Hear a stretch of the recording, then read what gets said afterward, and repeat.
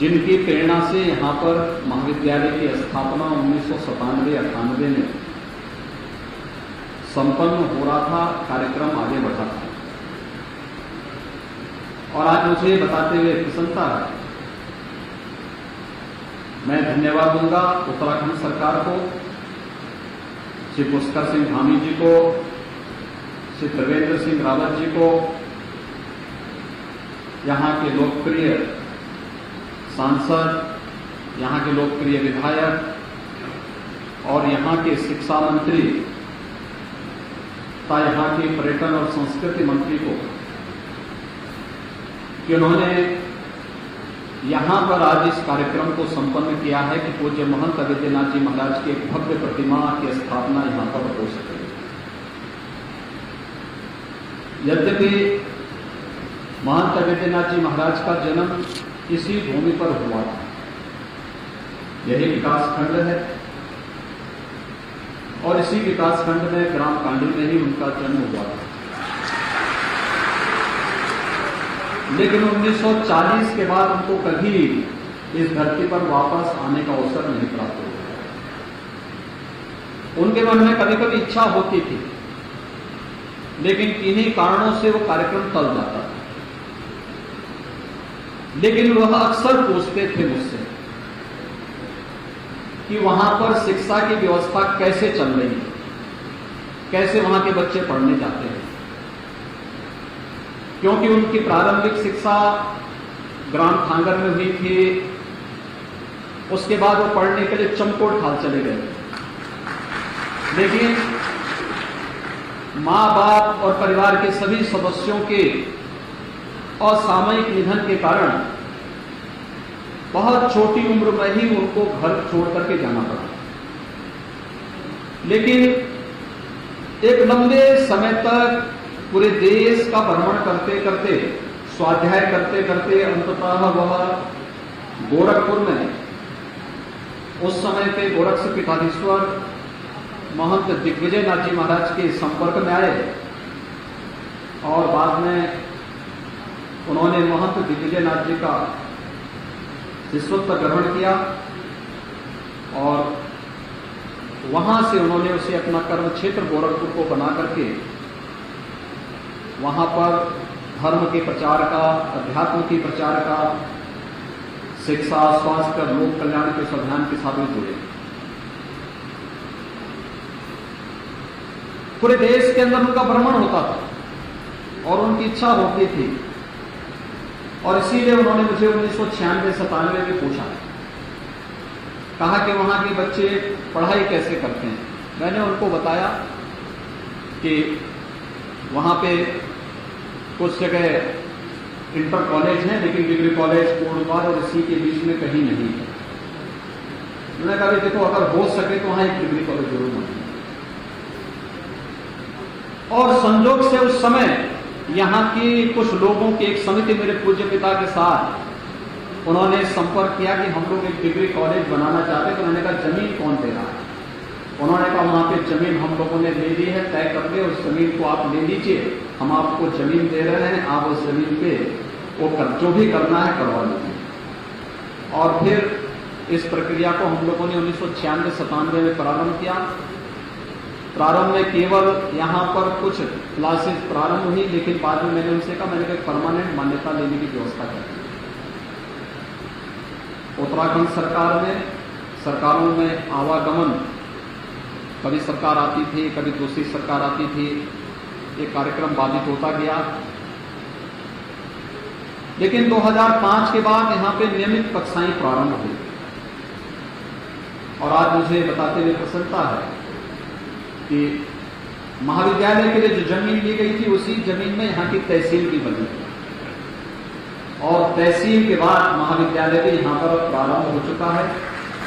राष्ट्रीय महाविद्यालय के रूप में उत्तराखंड सरकार ने उसे मान्यता दी। पूरी जमीन, पूरी प्रॉपर्टी जो भी महाविद्यालय की थी उत्तराखंड सरकार के पास है। उत्तराखंड सरकार उसको संचालित कर रही है और मैं धन्यवाद दूंगा श्री धामी जी को, डॉक्टर धन सिंह रावत जी को। आज उन्होंने यहाँ पर न केवल मानविकी से BA की कक्षाएं जो चलती हैं उसके लिए, बल्कि साइंस के लिए भी यहाँ पर आज उन्होंने यहाँ पर घोषणा की है। और मैं विश्वास करूंगा कि अगले सत्र से, जब नया सत्र यहाँ पर अगली बार प्रारंभ होगा, तो उसमें यहाँ पर साइंस की कक्षाएं भी इस क्षेत्र के बच्चों को यहीं पर पढ़ने का अवसर यहाँ पर प्राप्त हो जाएगा।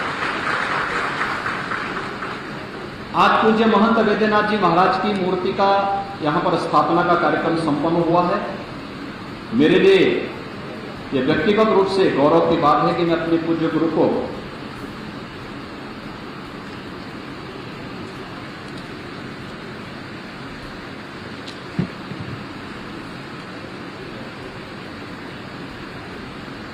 उनकी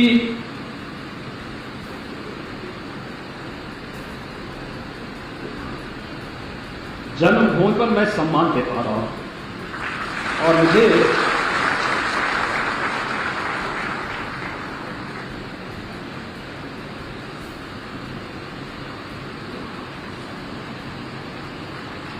इस कार्यक्रम में उत्तराखंड सरकार ने बुलाया।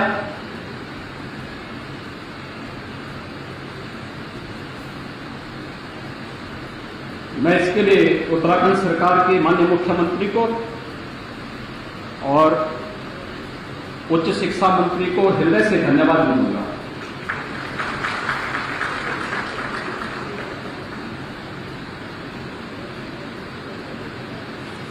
भाइयों बहनों, आज मेरे लिए और भी गौरव का विषय है कि यहां पर मुझे अपने स्कूली गुरुओं का भी सम्मान करने का सौभाग्य प्राप्त हुआ। मैंने पहली से 9वीं क्लास तक यहां पे पढ़ा था, खांडर में, चमकोट खाल में। 9वीं क्लास के बाद मैं अपने पिताजी के साथ चला गया और मुझे आज इस बात का दुख है कि बहुत सारे ऐसे हमारे उस समय के गुरुजन जो आज नहीं हैं, लेकिन 6 हमारे गुरुजनों को, श्री राजेंद्र सिंह रावत जी,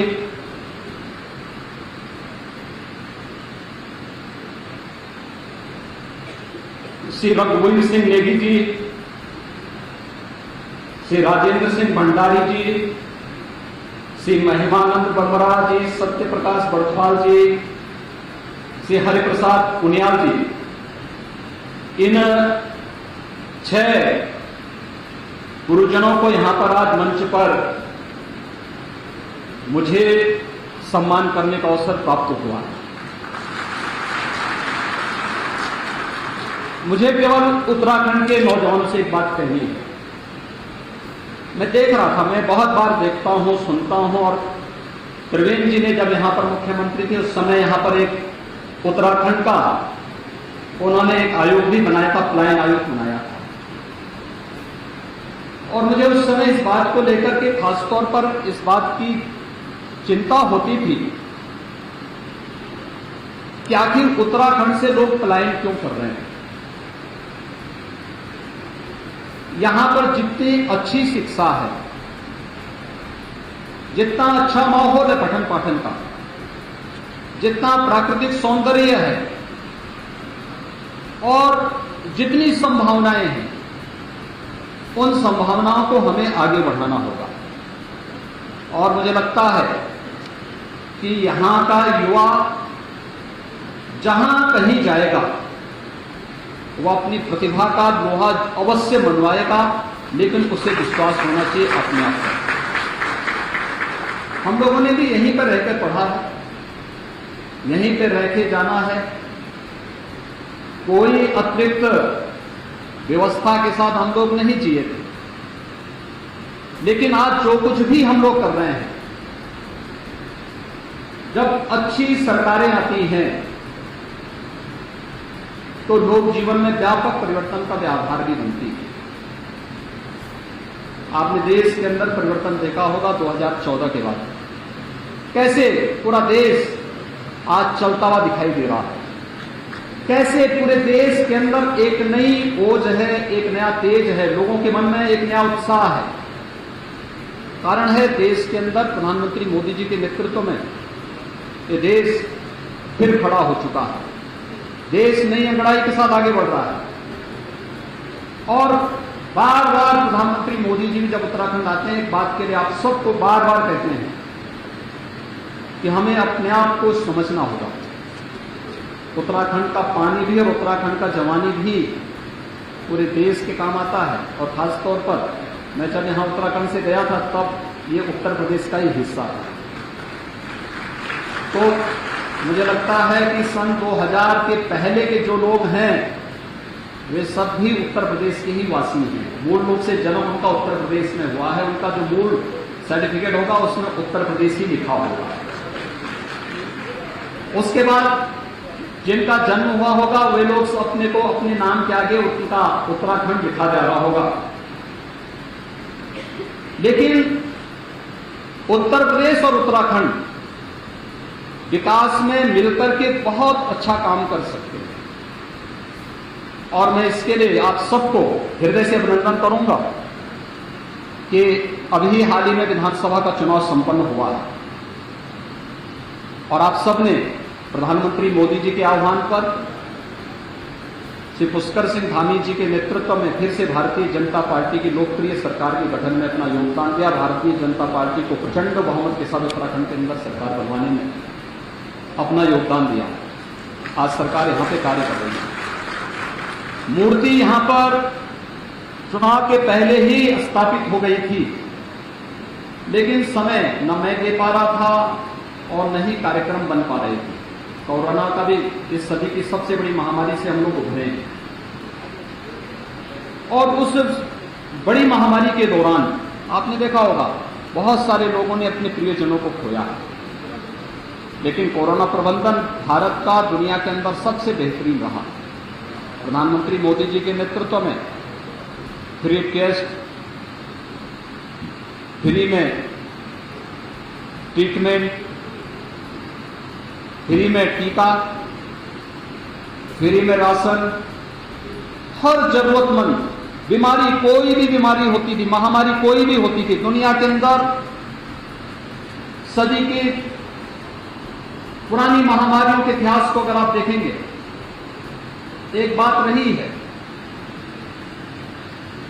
कि जितनी मौतें बीमारी से होती थी उससे कई गुना मौतें उसके बाद उसके साइड इफेक्ट से होती थी। साइड इफेक्ट का मतलब भूखमरी से होती थी या उसके बाद जो कमजोरी आती थी, तो तमाम प्रकार की विकृतियां आती थी, उससे ज्यादा मौतें होती थी। पहली बार है जब सरकार ने बीमारी की रोकथाम के लिए भी प्रभावी व्यवस्था की, फ्री में टेस्ट की व्यवस्था की, फ्री में उपचार की व्यवस्था की, फ्री में वैक्सीन का व्यवस्था की। देश के अंदर फ्री में वैक्सीन, उत्तराखंड में तो सभी लोगों को डबल डोज लग चुका है और कितना बड़ा रक्षण का कार्यक्रम, टीका अनुरक्षण का कार्यक्रम देश के अंदर चला है। उत्तर प्रदेश में हम लोग 31.5 करोड़ वैक्सीन की डोजेज अब तक वहां के लोगों को दे चुके हैं। फ्री में, सब कुछ फ्री में उपलब्ध करवाया गया। अगर कोई सरकार लोकप्रिय सरकार नहीं होती, संवेदनशील सरकार नहीं होती, क्या इतना बड़ा काम हो पाता? नहीं हो पाता। एक संवेदनशील सरकार यही होती है और मुझे लगता है ये संवेदनाएं हम सबको इस बात के लिए सदैव प्रेरित करती हैं कि हमें भी सरकार के इस मिशन में टीम के साथ मिलकर के काम करना होगा। प्लान को बचाना पड़ेगा। उत्तराखंड को अगर बचाना है, केवल उत्तराखंड को बचाने की समस्या नहीं है, यह देश को बचाने की समस्या है। देश की उत्तरी सीमा से लगा हुआ क्षेत्र और उसकी सुरक्षा की दृष्टि से भी हमें प्लान को रोकना होगा। बहुत संभावनाएं हैं उत्तराखंड में। मैं भी मुख्यमंत्री से चर्चा कर रहा था, मैं यमकेश्वर गया था और कई वर्षों के बाद मुझे यमकेश्वर में दर्शन करने का अभी सौभाग्य प्राप्त हुआ। मैं देख रहा था वहां पर हम लोग बचपन में जाते थे और इसी महीने जब हम लोग जाते थे तो यमकेश्वर में वहां पे हम लोगों को नदी में नहाने का अवसर मिलता था। पूरा वहां पे इतना ज्यादा पानी होता था कि हम लोग वहां पे डुबकी लगाते थे, लेकिन आज वहां पानी नहीं। मुश्किल से पानी, बहुत हल्का हल्का पानी वहां पर दिखाई दे रहा है। आज यहां पे सभी गधेरे सूख चुके हैं। वृक्षारोपण करना होगा। जल संरक्षण के लिए प्रधानमंत्री जी के मिशन के साथ जुड़ना होगा। उत्तराखंड को बचाना है तो प्राकृतिक सौंदर्य आपके पास है, देव मंदिर है, स्पिरिचुअल टूरिज्म के साथ साथ इको टूरिज्म का बहुत बड़ा केंद्र बन सकता है। लाखों नौजवानों को यहां इसके माध्यम से नौकरी और रोजगार उपलब्ध हो सकता है और उस अभियान के साथ हमें जुड़ना होगा। आज आपने देखा होगा यहां के लोकप्रिय मुख्यमंत्री बोल रहे थे कि अयोध्या और काशी में उनको जाने का अवसर प्राप्त हुआ। काशी में कितना संकरा, वाराणसी में भगवान बाबा विश्वनाथ मंदिर में जाने का कितना संकरा रास्ता था, 5 फुट का रास्ता था। प्रधानमंत्री मोदी जी के विजन को सरकार ने लागू किया। आज वहां पे केवल मंदिर कैंपस में ही, जहां पर 50 लोग इकट्ठा नहीं हो सकते थे, आज वहां पर 5 लाख श्रद्धालु एक दिन में आ जाए तब भी कोई समस्या नहीं खड़ी होने वाली।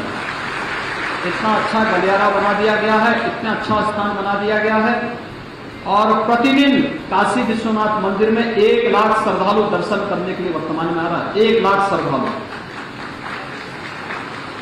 अयोध्या में राम मंदिर का निर्माण हो रहा है।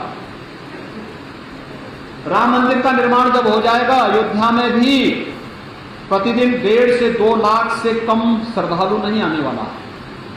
ये केवल श्रद्धालु नहीं आता है, और श्रद्धालु अपने साथ तमाम रोजगार लेके आता है। होटल चलेंगे, टैक्सी चलेंगी, गाइड का काम होगा, दुकानें चलती हैं। कोई फूल माला की दुकान लगाता है, कोई स्थानीय वस्तुओं की वहां पे मार्केट सजाता है, कोई वहां पर होटल्स का संचालन करेगा, कोई गाइड का काम करेगा, कोई रेस्टोरेंट चलाएगा, तमाम अन्य गतिविधियां वहां पर संचालित होती हुई दिखाई देंगी। और एक टूरिज्म इतना माध्यम है, इतने लोगों को रोजगार और नौकरी के साथ जोड़ देगा। उत्तराखंड की जितनी आबादी है उससे ज्यादा यहां पर टूरिज्म की संभावनाओं को विकसित करके पूरे उत्तराखंड के साथ साथ देश के लिए बहुत कुछ हम यहां के माध्यम से कर सकते हैं। इसीलिए प्रधानमंत्री जी ने कहा कि अगली सदी हमें उत्तराखंड की सदी के रूप में बनाना चाहिए और उत्तराखंड को सदी के रूप में स्थापित करने के लिए हमें सबसे पहले पलायन को रोकना होगा और पलायन को रोकने के लिए हमें अपने स्कूलों में जाने की आदत डालनी पड़ेगी। मैं यहां पे देखता हूं बच्चियां ज्यादा स्कूल जाती हैं, बच्चे कम जाते हैं। वो थोड़ा बड़ा होता है वो भाग जाता है, कहीं और जगह काम ढूंढता है। लेकिन पढ़ाई पूरी तन्मयता के साथ करेंगे, दुनिया आपकी प्रतिभा का लोहा मानेगी। अपने गुरुजनों पर विश्वास करिए, अपने बड़ों की कमियों को मत देखिए, अच्छाई को देखिए। हम जो कुछ भी हैं, मैं सच कह सकता हूं कि पूज्य अपने माँ बाप के संस्कार, पूज्य गुरुजनों ने जो शिक्षा दी, जो संस्कार दिए, और जो कुछ भी हम लोगों ने इसके बाद शिक्षा पूरी हुई तो दीक्षा मुझे गोरखपुर में पूज्य महंत अवेद्यनाथ जी से प्राप्त हो गई। बहुत दिव्य अलौकिक संत थे। अरे सौभाग्य है इस क्षेत्र के लोगों का कि महंत अवेद्यनाथ जी जैसा संत इस धरती पर पैदा हुआ और उनके सानिध्य में मुझे वहां पर आगे अपना कार्यक्रम आगे बढ़ाने का अवसर प्राप्त हुआ। और पूज्य महंत अवेद्यनाथ जी के सानिध्य में मैंने व्यावहारिक जानकारी ली, लेकिन व्यावहारिक जानकारी के बाद सामाजिक जानकारी हमारी क्या होनी चाहिए, समाज की बारे में हमारी सोच क्या होनी चाहिए, ये मेरा सौभाग्य है प्रधानमंत्री मोदी जी के रूप में एक यशस्वी नेता भी हमें प्राप्त हुए। और आज आप देख रहे होंगे उत्तर प्रदेश, जिसके बारे में लोग कहते थे कि ये कभी सुधरेगा नहीं, जिसके बारे में लोगों ने मान लिया था कि यहां दंगे कभी समाप्त नहीं होंगे, यहां पे गुंडागर्दी कभी समाप्त नहीं हो सकती, ये कभी विकास नहीं कर सकता। आज देश के अंदर विकास की दौड़ में अग्रणी राज्य के रूप में उत्तर प्रदेश बढ़ रहा है। आज गुंडागर्दी एकदम समाप्त हो गई है, कोई गुंडागर्दी नहीं है। मैं आज लखनऊ से लगभग 1 बजे के आसपास चला हूं, और 1 बजे के आसपास मैं इसलिए भी चला, मेरे पास यद्यपि यहां से एक ऑफर आया था कि आज पवित्र धाम गंगोत्री और यमुनोत्री के कपाट खुल रहे हैं, तो वहां का दर्शन, मेरी इच्छा थी, अक्षय तृतीया का पावन अवसर भी था। लेकिन आज अक्षय तृतीया थी, भगवान परशुराम की जयंती भी है, लेकिन ईद भी था, तो कहीं कोई उपद्रव न हो, शांतिपूर्ण ढंग से सारे कार्यक्रम संपन्न हो। मैं इसलिए 1 बजे तक स्वयं लखनऊ में रहा, और लखनऊ में आपने देखा होगा 25 करोड़ की आबादी का उत्तर प्रदेश में कहीं सड़क पे नमाज नहीं पढ़ेगी, कहीं नहीं। सड़कें हमारी आवाजाही के लिए होनी चाहिए। सड़क, हम इस प्रकार के किसी आयोजन के लिए, और मैं कहूंगा, मैं सभी से अपील करूंगा कि व्यक्तिगत आस्था का सम्मान होना चाहिए। और मैं तो एक धार्मिक व्यक्ति हूं, मुझसे ज्यादा आस्था के बारे में कौन समझ सकता है, लेकिन आस्था का सम्मान ऐसा नहीं होना चाहिए कि हम लोग अपनी आस्था के सामने आम जन की समस्याओं को नजरअंदाज कर दें, कभी नहीं हो सकता। और लोकतंत्र की जब हम बात करते हैं, तो लोकतंत्र में जनता को जनार्दन के रूप में माना गया है। जनता जनार्दन की सेवा करना हमारा दायित्व बनता है, और मैं इस बात को बार बार कहता हूं कि उसको असुविधा नहीं होनी चाहिए, कभी नहीं होनी चाहिए। आपकी आस्था है, आप अपनी आस्था का सम्मान अपने घर में करिए, अपने अंदर करिए। आस्था अंतःकरण का भाव होता है, और हर एक की आस्था का सम्मान होना चाहिए। हम हर एक पर्व और त्योहार को शांतिपूर्ण, सौहार्दपूर्ण तरीके से मनवाने की पक्षधर हैं, हर एक का सम्मान इस मामले में करेंगे। लेकिन आस्था के नाम पर भावनाओं के साथ खिलवाड़ करने और जन भावनाओं के साथ खिलवाड़ करने की छूट भी किसी को नहीं दी जानी चाहिए। और इस कार्य को आज उत्तर प्रदेश के अंदर किस रूप में संपन्न हुआ है, सारे कार्यक्रम बहुत अच्छे ढंग से हो रहे हैं। आपने एक और उत्तर प्रदेश के अंदर देखा होगा, ये जितने अनावश्यक माइक होते थे, जगह जगह शोरगुल करते, सब उतर रहे हैं। 1 लाख माइक अब तक उत्तर प्रदेश के अंदर उतर चुके हैं। 1 लाख से अधिक माइक, कोई शोरगुल नहीं हो रहा है। आप कोई धर्मस्थल है, उसके बगल में कोई विद्यार्थी अपनी परीक्षा की तैयारी कर रहा है, अनावश्यक शोरगुल में उसकी पढ़ाई बाधित नहीं होगी। कोई बीमार व्यक्ति है, उसके स्वास्थ्य पर प्रतिकूल असर नहीं पड़ेगा।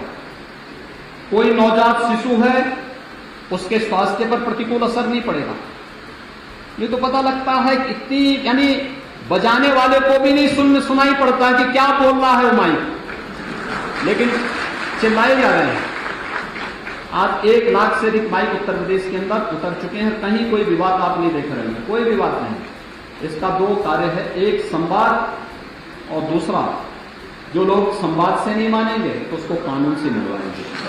तो दोनों से मिलवाने का तरीका हम लोगों ने उत्तर प्रदेश के अंदर अपनाया है, और आज वही कारण है कि लोकतंत्र की इन भावनाओं के साथ साथ विकास की जिस प्रक्रिया के साथ हम आगे बढ़े, प्रधानमंत्री मोदी जी के मार्गदर्शन में, उनके नेतृत्व में तेजी के साथ बढ़ता हुआ यह कार्य है। मैं धन्यवाद दूंगा अपने यहां के उत्तराखंड के मुख्यमंत्री श्री पुष्कर सिंह धामी जी को। पुष्कर सिंह धामी जी आज यहां पर कल ही उत्तराखंड में चंपावत में उपचुनाव होना है, और मुख्यमंत्री जी स्वयं वहां के प्रत्याशी हैं। और जब चंपावत गए तो वहां उन्होंने गुरु गोरखनाथ मंदिर में दर्शन किया। मैंने कहा यार देखिए, सौभाग्य है कि गुरु गोरखनाथ मंदिर का आपने वहां दर्शन किया। आज यहाँ पे महायोगी गुरु गोरखनाथ महाविद्यालय, राजकीय महाविद्यालय में महंत विद्यानाथ जी महाराज जिनकी प्रेरणा से यह महाविद्यालय यहाँ पर स्थापित हुआ, इस महाविद्यालय के कार्यक्रम में आपके साथ मुझे भी आने का सौभाग्य प्राप्त हुआ। और एक प्रकार से चंपावत के प्रचार का शुभारंभ भी है। चंपावत में माननीय मुख्यमंत्री जी के चुनाव प्रचार का शुभारंभ है। ये संदेश वहां तक जाएगा। कैसे 21 वर्षों से इस जकड़ी हुई समस्या का समाधान हुआ। लोग उसको ठेलते थे, एक दूसरे के ऊपर टालने का प्रयास करते थे।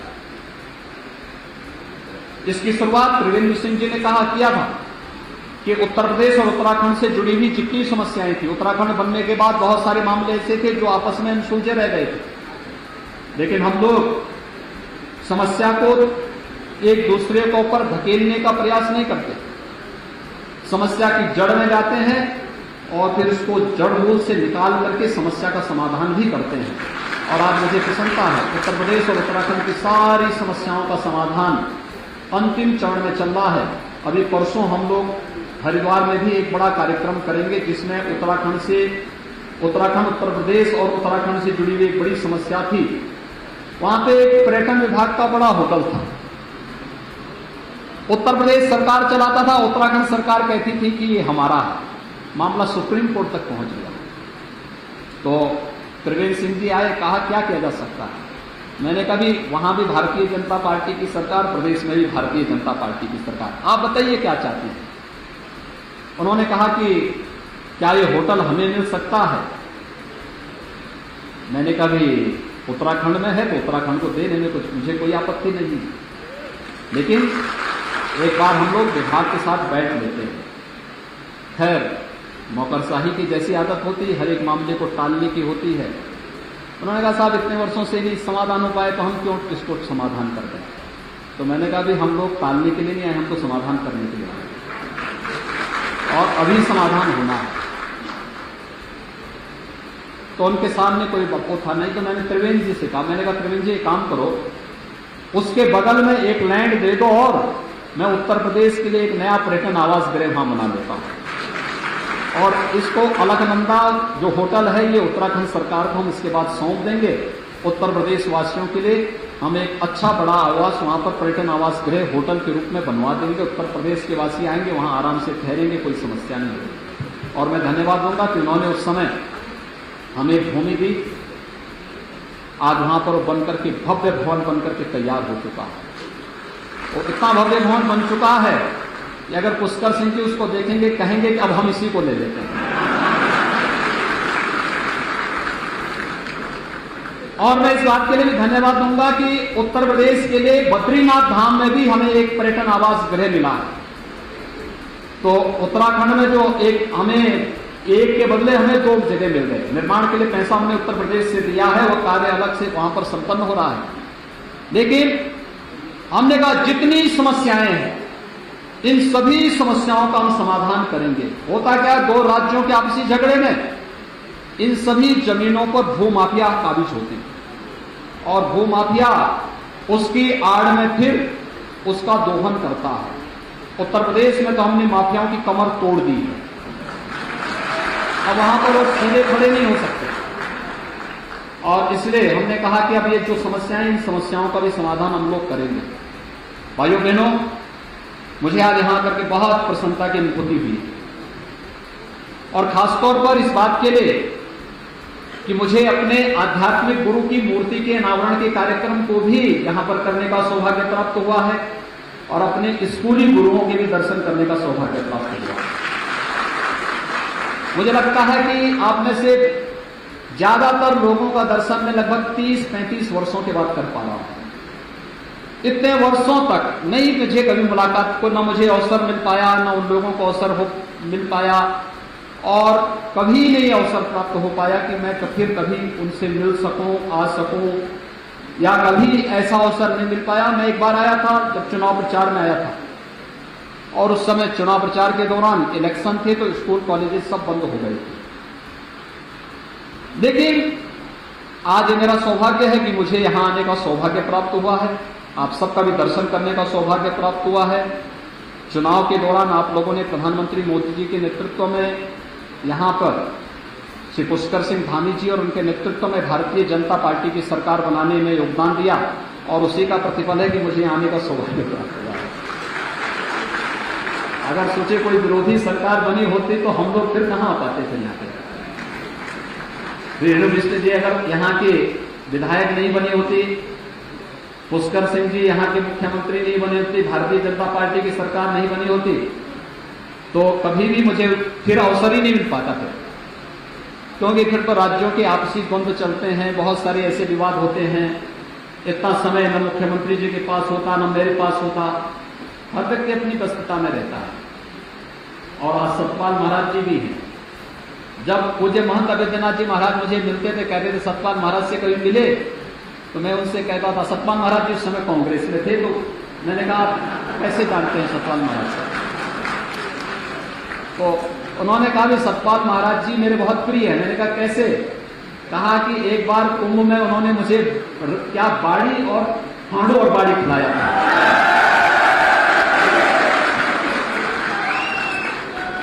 वे अक्सर इस बात को कहते थे। और मैं गोरखपुर में कभी नहीं बना पाया, कभी भी हम लोग वो नहीं कर पाए, लेकिन वे अक्सर मुझे कहते सतपाल महाराज ने मुझे कुंभ में बाड़ी और फांडू और बाड़ी खिलाया। तो मैं अब देखिए 1940 में वो यहां से चले गए थे, 1936 में चले गए थे, लेकिन 1940 में अंतिम बार आए थे।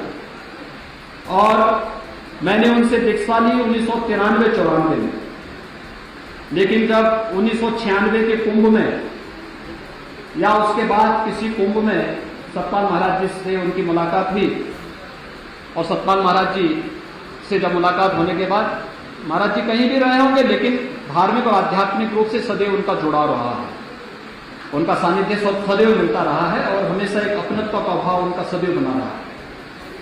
वो अक्सर कहते थे इस बारे में।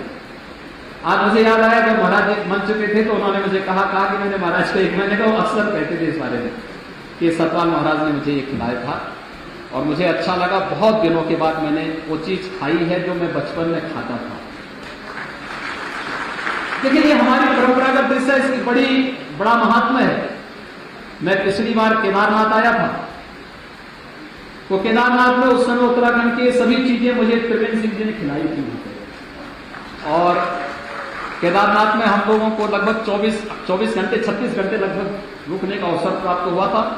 हम जैसे गए वैसे वहां मौसम खराब हो गया, और मौसम खराब होने के बाद फिर हम लोग वहां रहे।